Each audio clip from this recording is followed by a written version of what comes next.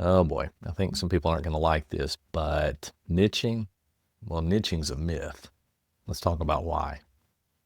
Look, every one of my seven-figure coaching clients that I do ads for, every single one of them is they don't box themselves into tiny niches. They're known for solving one painful problem really well, and that's what they focus on. Seven-figure businesses anchor around a problem, not a demographic. And you don't have to be a seven-figure business to do that. That's how you get to be one. So wherever you're starting, this is what you want to think about. Niching down almost always makes messaging much weaker, not clearer.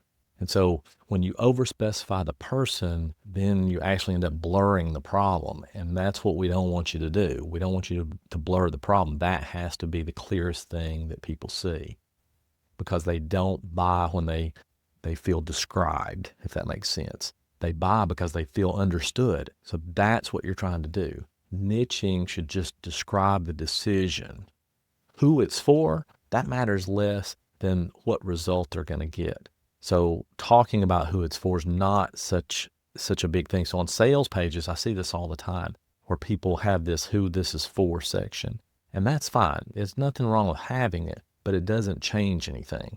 And they put that way too high up on the page. So depending what your offer is, if you have a mid-ticket or low-ticket offer or anything like that, and you have a who it's for, move it way down, because it matters so much less than what you think it does. So I want to really focus on the clear decisions that you want them to make. That's will automatically pull in the right people. But broad positioning with sharp edges, that's what scales.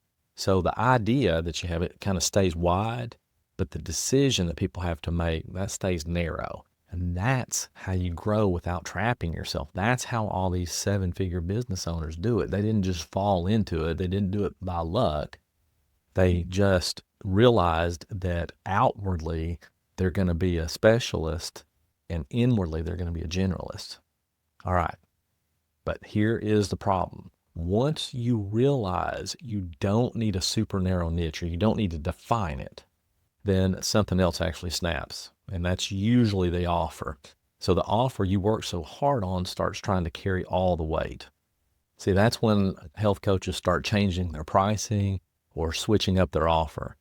So next, I'm going to break down what actually makes an offer good enough to scale.